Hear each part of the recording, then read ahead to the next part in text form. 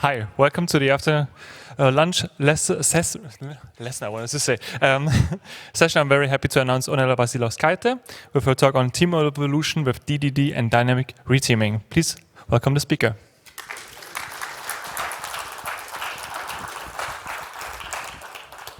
Hello. So my name is Ornela, and I work at a company called Vinted. Today, I come here to share some of my experiences, or basically to recall the events of the past year and tell some stories about what kind of challenges we face at Vinted and how we deal with them. So I'm going to start with telling a little bit about the company and my role in it. So Vinted is a young, ambitious company. We are 14 years old, and we are the first Lithuanian tech unicorn. Vinted's mission is to make sustainable consumption first choice worldwide.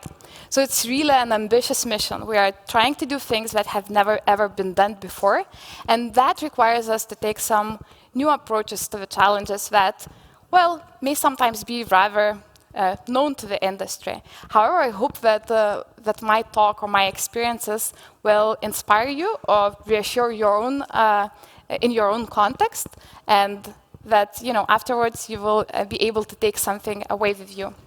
My role at this company is called Agile Coach. So as I mentioned, the company is 14 years old, but Agile Coaches were not long in our company.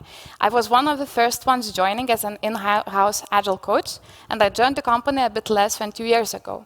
So when I started, I was tasked to simply go and observe how are we doing, what are the problems that I noticed, what are the symptoms, and what kind of alternatives I could suggest to the organization to improve in a space of the ways of working. So I'm going to start the first milestone in that story, and it happened around 1 year ago, when after me being in the company for almost half a year and collecting enough observations, enough symptoms, we decided to sit together with a bunch of our colleagues in the room.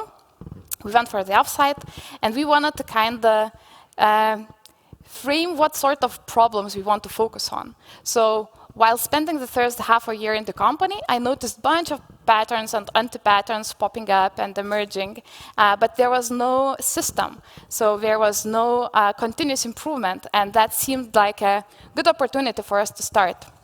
We used a technique called How Might We to define the problems that we are seeing. And we made a list of like 30 How Might We's. At first, it was like, oh, we are screwed. There are so many problem areas that we need to kind of tackle. But because I was an Agile coach and I was teaching everyone to like focus on a few things, we spent a little bit more time discussing, so what are these core problems? What are the problems at the center of our system that is worth tackling? So we came up with only a few. And those few, namely, were how might we get compound effects of our combined effort? So this is a little bit cryptic, right? But in an essence, it meant that how can we collaborate better, and how can we see our product as a whole? How can we get us aligned for the same purpose instead of working on a fragmented pieces of the software, which I guess is rather a typical problem in many of the organizations. Another how might we was, how might we use our organizational structure to improve at value creation? Another topic that is relatively often discussed in the conferences, like about the flow, how to like reduce waste, how to improve the effectiveness of the work. So these were not really unique problems, but maybe the context in which we were was a bit different from the other places. So at the end of the offsite, the team was surprisingly positive. I think it is valuable to acknowledge the problems and own them. And I think this is one of the great things about Vinted, that even though we have many of those problems, we do not shy away from them, right? Every challenge that we face, we meet it bravely, and we try to figure out how to go around it. So that was not an exception. After we narrowed down the list of the problems that we wanted to address, We agreed on the actions, and one of the actions was to launch a task force that would figure out a way, so how might we use that organizational structure to improve the flow.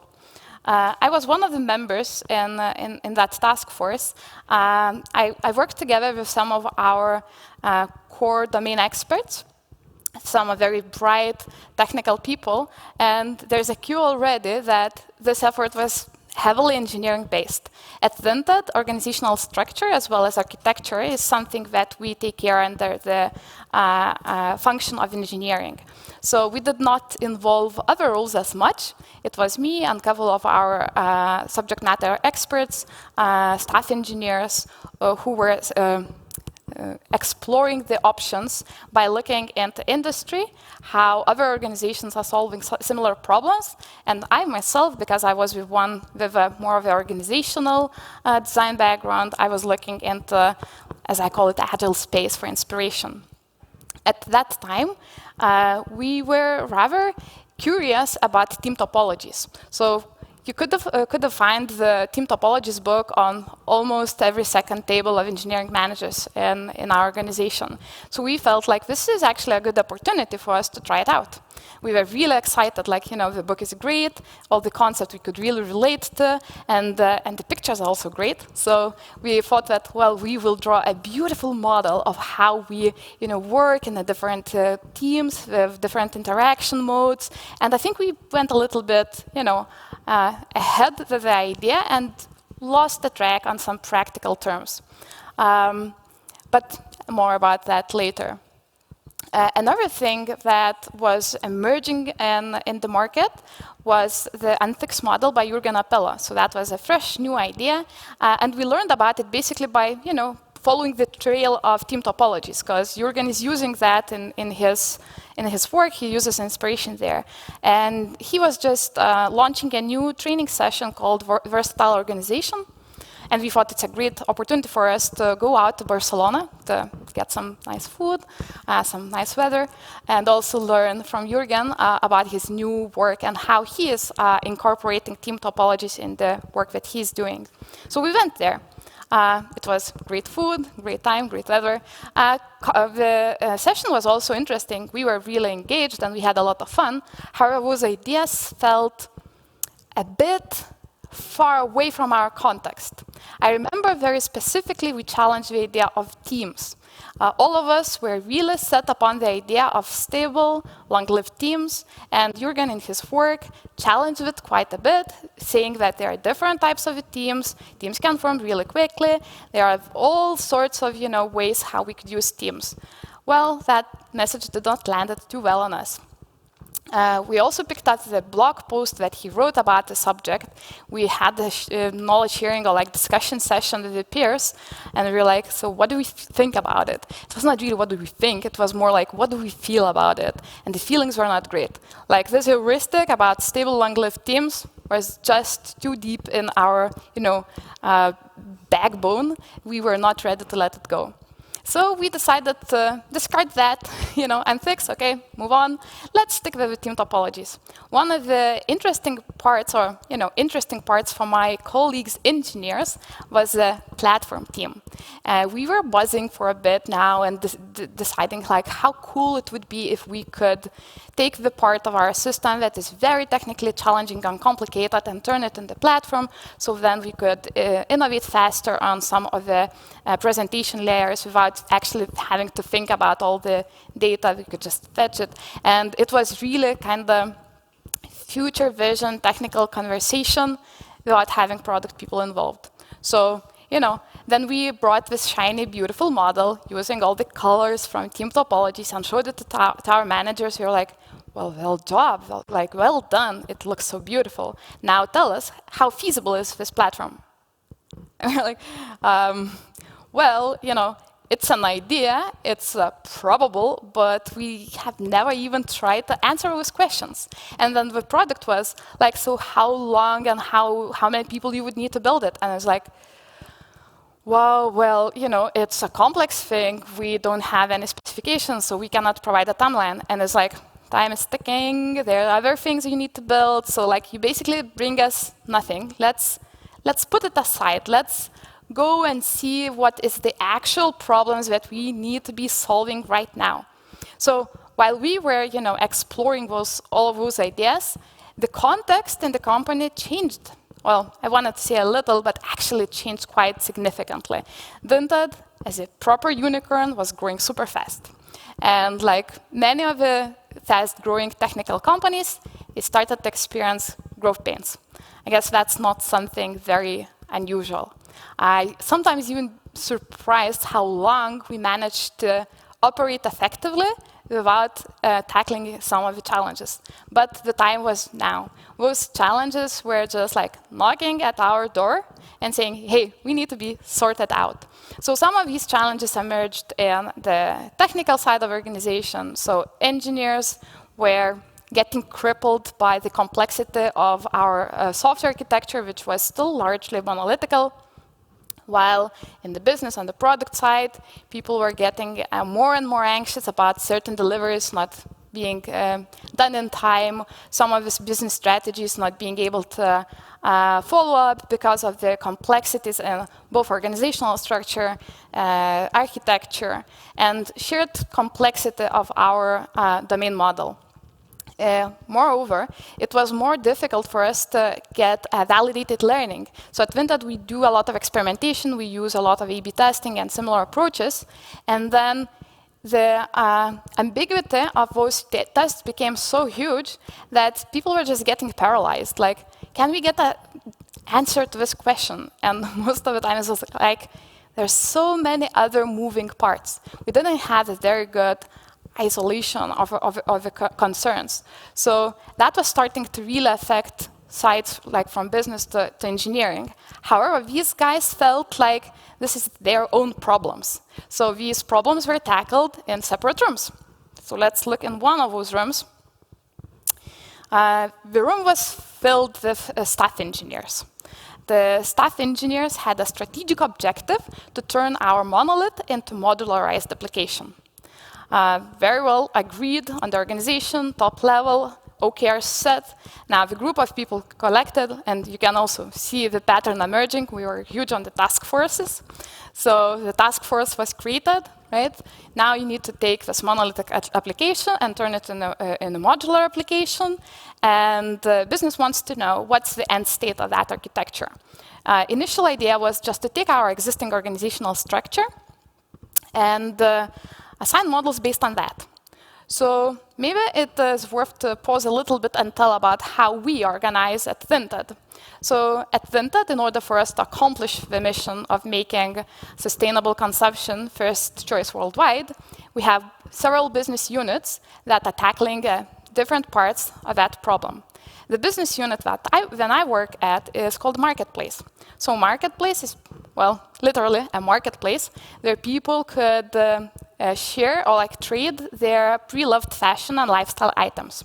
So we had an application, web, and different apps where people can easily upload their items, assign the task, other stuff, and then it is published. And then if you want to buy it, you just browse, you search, you find it, you buy it, and the deal is done. So that was touching mostly the marketplace. That was our first business value stream in the organization. And in the marketplace, we would be divided in groups of teams that we call domain. Right? So it's not entirely mapped to the DDD domain, but I think the intention at some point in time was there. Right? We wanted to kind of group teams based on some sort of business concerns. The problem was that it evolved without much of the deliberate design. So some of our domains were rather abstract. For example, I was working in a domain that was called Liquidity. So we were in charge of taking care of a marketplace liquidity. The problem was that marketplace liquidity was a combination of all sorts of different aspects that were happening all over the place. So we only had ownership of few of the capabilities that they're involved in making marketplace liquid. And that was a challenge by itself, because we struggled to provide a cohesive strategy on how we're gonna to accomplish it. It was too big of a topic. It was too big, too complex of a domain for us to like comprehend and take a meaningful action. And it was starting to be like visible in the organization. Of course, this idea of splitting the monolith into models based on that, our pre-existing domain structure, was not really attainable. So the staff engineers were sitting in the room, really like scratching their heads and thinking like, how do we like split something that is so scattered around everywhere? And my manager, she was assigned to be a project lead for the modularization project. I did not really want to do anything with it. I was, playing with my organizational structure models, doing research, ethics, team topologies, having fun. But she insisted. She said, Ornela, this is like now the most important bit. I really need your support. You're good at like figuring out how to scope things. So just come into one of those meetings, sit up, listen up, and then report like what are your observations. Maybe there are some alternatives. How can we approach it? There is another reason why I didn't really want to go in that room, and that reason was that I don't have engineering background. And that was room filled of our staff engineers, our best of the best, really people who, well-deservedly were tasked with changing the architecture. And I was really like struggling to figure out how I can be useful in that context. However, I'm noisy and outspoken person, and I also like to prepare. So I did not know anything about modular applications.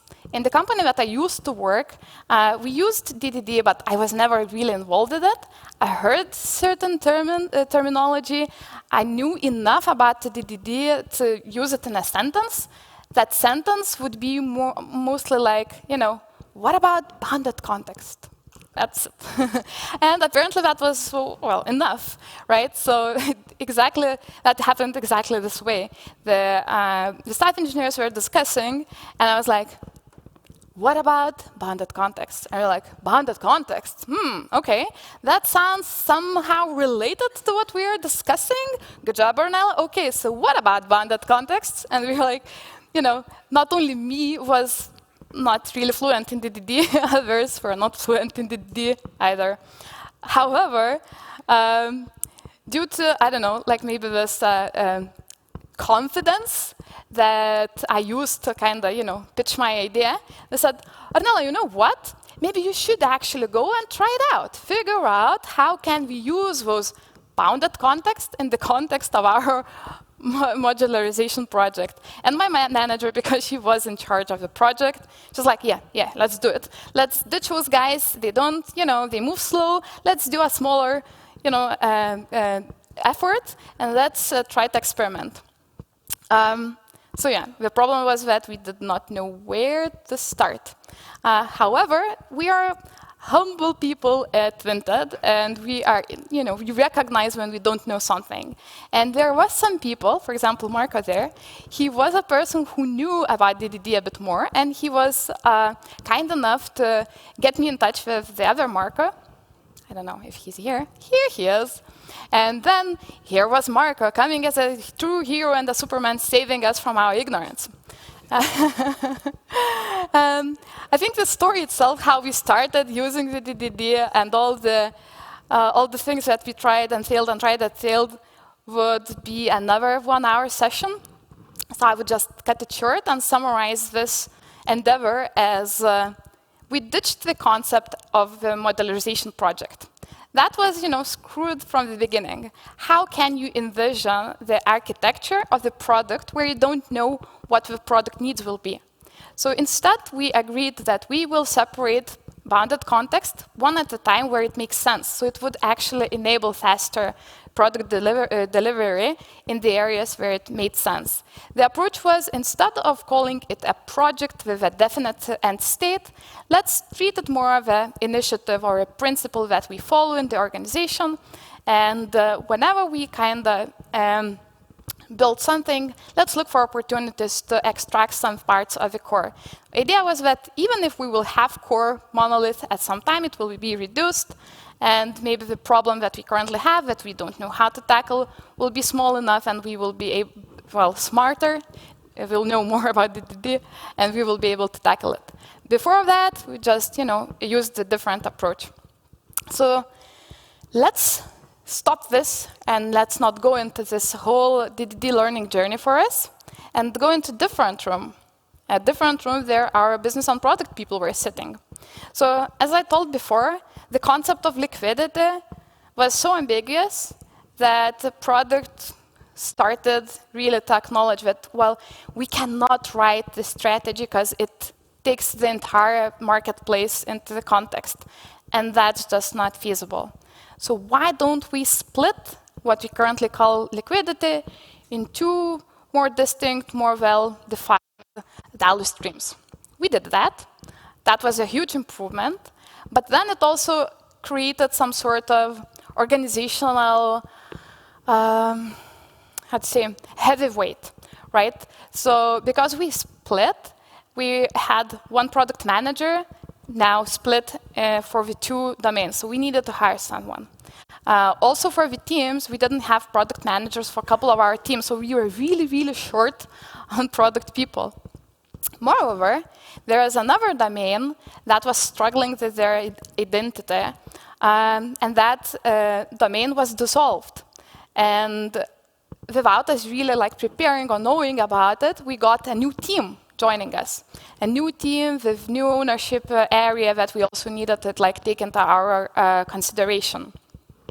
And it was really kind of chaotic and stressful period. We had so much moving parts, really trying to make sense of all of it, not having a consistent strategy, and the engineers stomping their feet and writing the pecan scores and saying, there's no strategy, we don't know what we're gonna work on. That was, not helping. That was really causing a little bit more stress for us. So we hired people, we put them in the teams, we got all the moving pieces of the puzzle. We had a pile of puzzle pieces on the table, and we're okay, so let's sort it out. So we started with assigning the teams with the task to write their own strategy. So as I mentioned before, domains are more like groups of teams.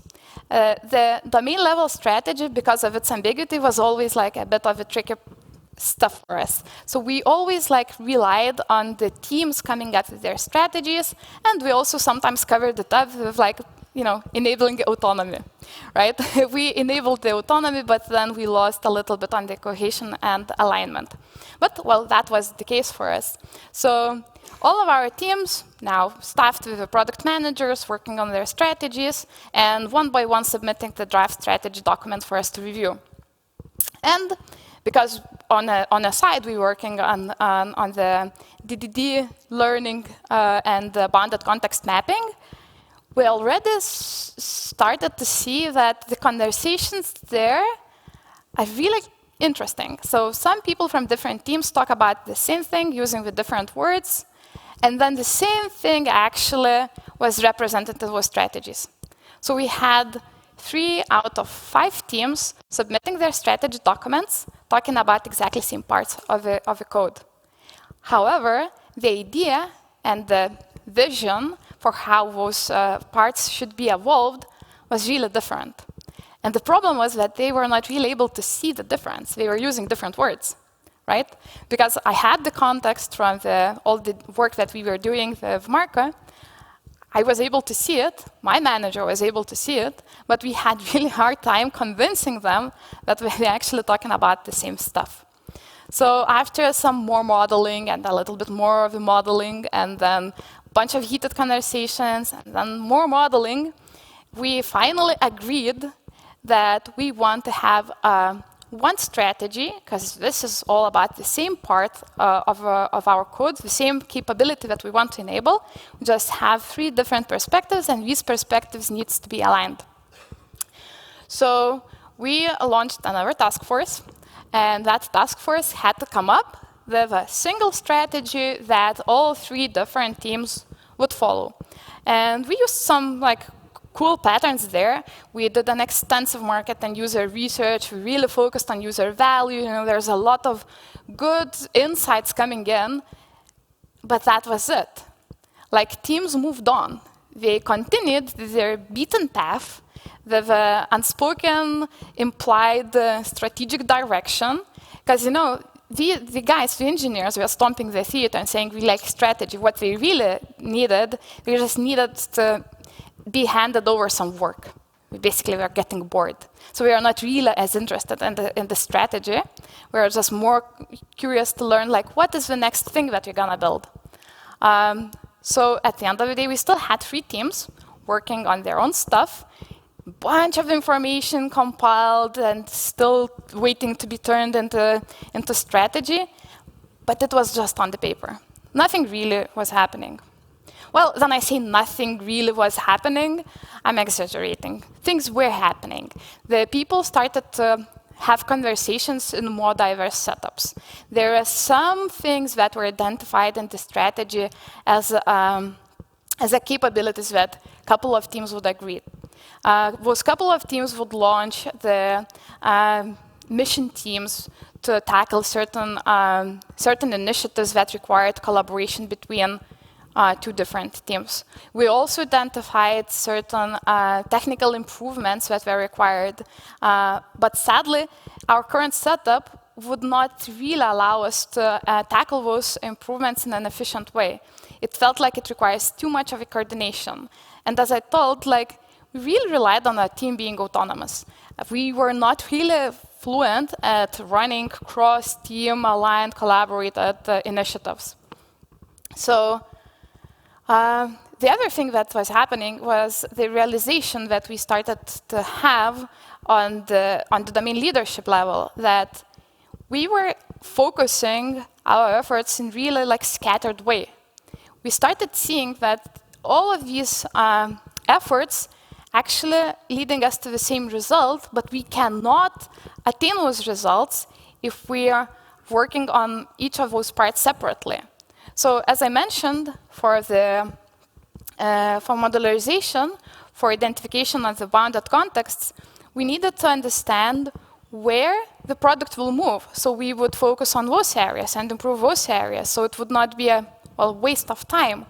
And also on the organizational structure, we really needed to understand what will be the value stream that teams will be working on. So we would set up the teams in the right way to actually support those value streams. And I think it's majorly due to our commitment to try out DDD, we started to have more and more conversations in the more various groups. And then people were like, yes, now I see it, that we cannot address organizational structure or architecture or product strategy without looking into other parts. And I think it's so, like, you know, common sense type of thing that, like, I'm pretty sure that everyone in the room would say the same thing, but somehow then you are like in the trenches, it seems like something that you just read about. It seems something that is not as tangible, and we really needed to kind of fail in all of those isolated efforts to see that the only way that we can improve ourselves is to tackle all 3 simultaneously. And that felt like a super hard work. I think that's why we maybe kind of wanted to wiggle a little bit and maybe do some easier parts, isolated parts, not forcing people who don't like to talk, not like to talk to each other, but that finds it difficult to talk to each other due to different, you know, concepts, abstractions levels that they're using. But we were set, right? We agreed, we committed to the idea that our strategy has to encompass all of these aspects. We need to think about where do we want to move with the product, what kind of architecture would enable this moving faster, and what kind of organizational structure would allow us to actually make those changes. And then I was asked to really put it all together so we could explain it to the teams, why and what we are trying to accomplish. So this is basically a thing that I've been working on for quite some time now, like at least half a year. I was trying to take all these observations from all these different situations and put it into a simple enough model that we could tell it to the teams, explain it to the teams, and that would be the blueprint, like where we are going. I named it a subdomain operating model. I was a bit worried to name a thing, because then if you name a thing, it becomes a thing, and then people could just, misinterpret it. So that's a little bit of a precaution here, right? Don't do it like you did with the Spotify model. That's not something to be reused. It's more about our thinking and our custom-built framework that works for our context with our prerequisites. So let me explain a little bit more about what's in it. So at the top level, we have a subdomain. So subdomain is a problem area that we want to have a team, designated team working on it, addressing it, and building the capabilities that helps to address these problems in that subdomain. The subdomain has its strategy, its OKRs, its outcome-based roadmap, and its delivery plan, which is all patterns that we already had in the organization. The whole idea was that subdomain is not equal to a subdomain. Some of them are rather small, some of them are rather big. In the context of that moment for us, we knew that we have 3 teams, some of them already getting a little bit big, 3 teams working on what we identified the same subdomain. And that was a challenge by itself. We have around 50 people who were working on the same. And, we wanted to call them a team. And imagine our regular team patterns, like doing a daily stand-up, doing a planning and retrospective. That did not really work with the 50 people in the room. So we really need to think about how do we tackle this challenge of having the team that is collected by its purpose, right? But it's not really feasible to be working on the same time at the same time. So that's where we started to pick up some of the things that we learned from Jürgen Appello. This is where we started to okay, so maybe this heuristic of long-lived, stable teams is not the only way to do it. And of course, there was already some time has passed since we learned about it, so maybe we got a little bit warmed up to the idea that there are a bit more patterns that we could use.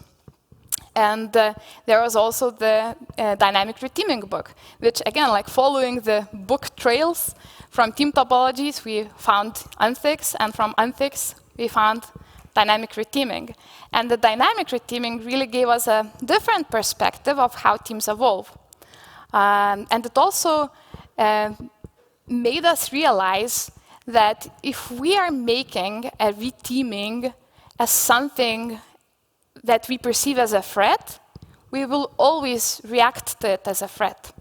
What I meant to say is that in the dynamic reteaming, every single change to the team is considered a reteaming event. So most of you really know the pattern of one-by-one reteaming. It means that we just hired a new person into the team, right? Now the team is not the same. So if we go into the older theories that we used to think about the team, like Tuckman model, right, where teams have to norm, storm, perform, etc. And then we think about the 5 dysfunctions of a team where we need to kind of build layer onto layer onto layer.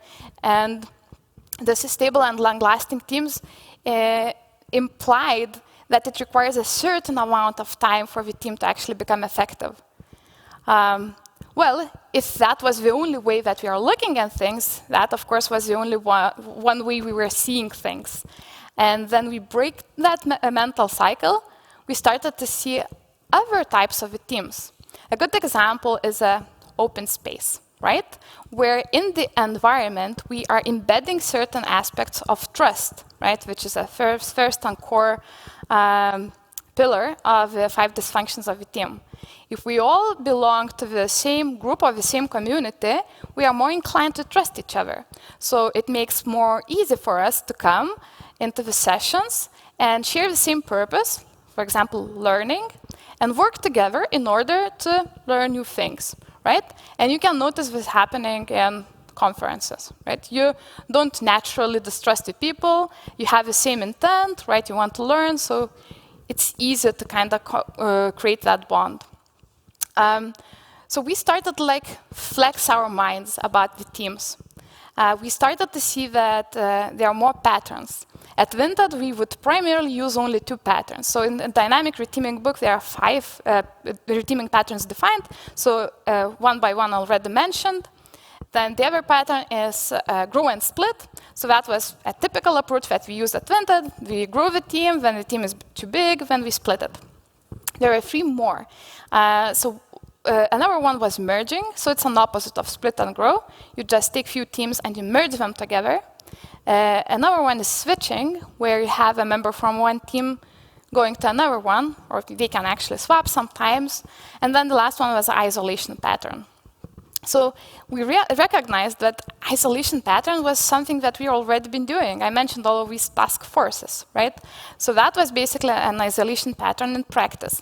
The teams already were starting using this pattern in order to create some of those solutions that required cross-team efforts. So it was not really that we needed 2 teams to collaborate. We needed skill sets from one and from the other team to collaborate to create this new feature or new functionality.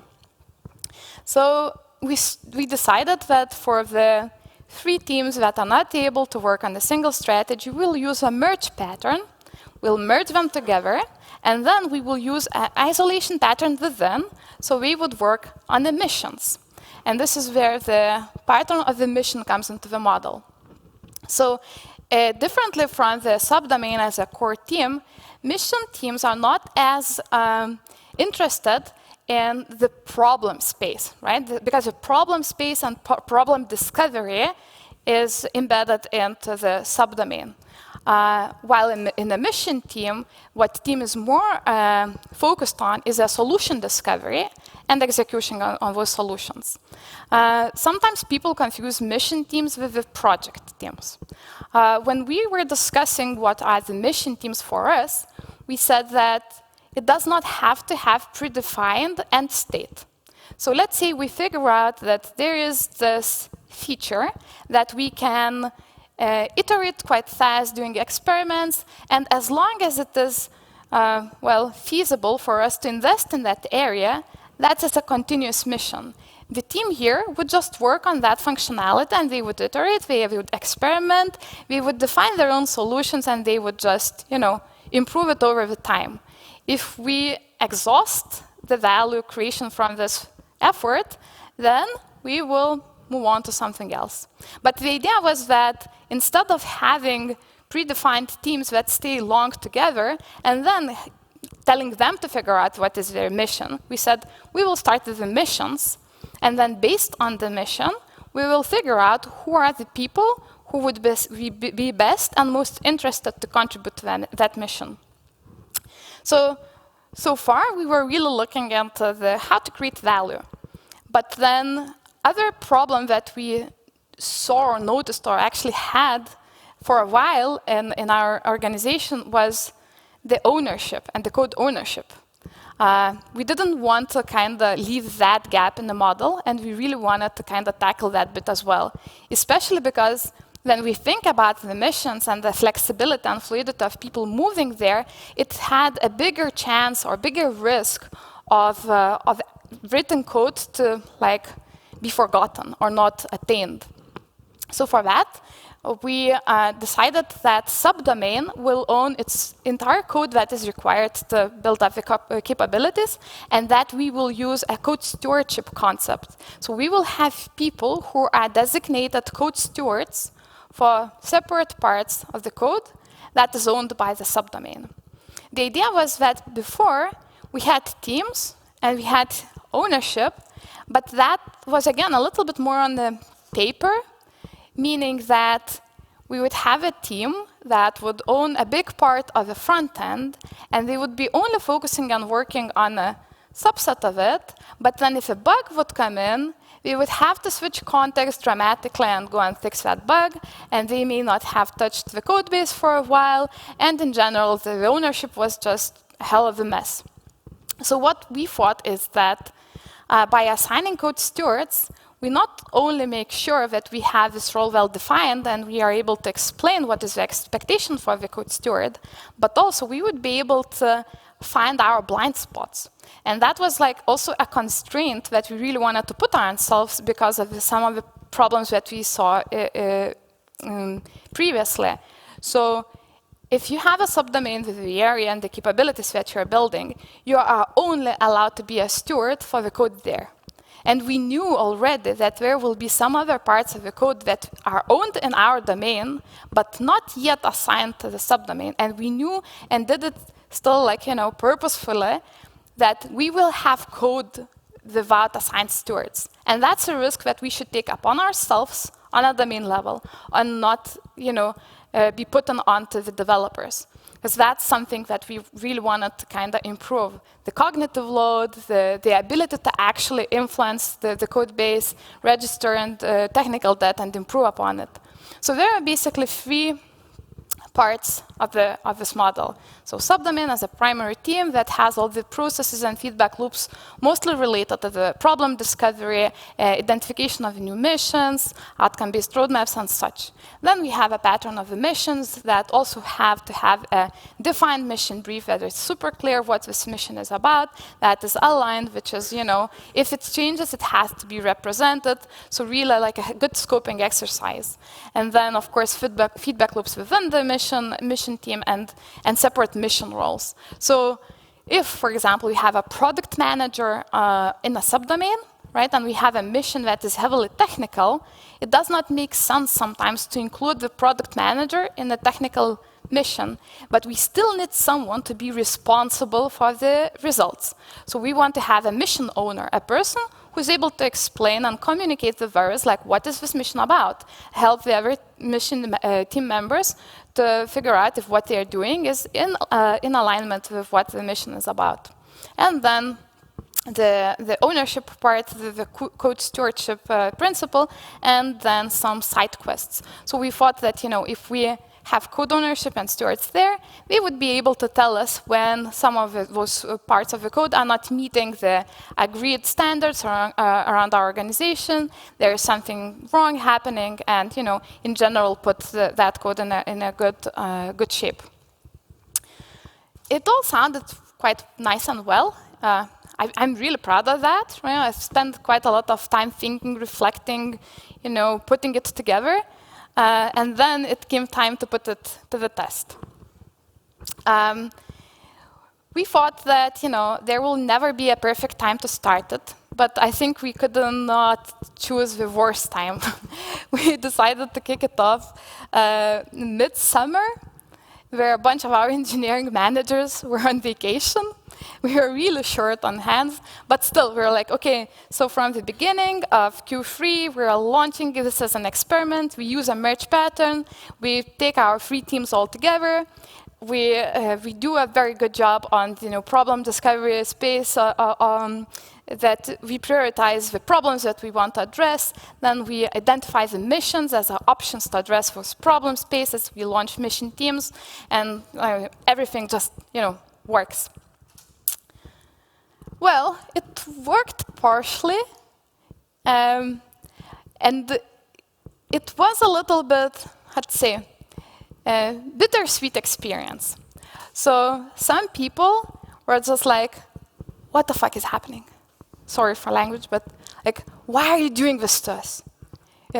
All the fancy concepts. Some people were even saying that, yes, I think Ornela just wants to go to speak at KanDDDinsky and have something to say.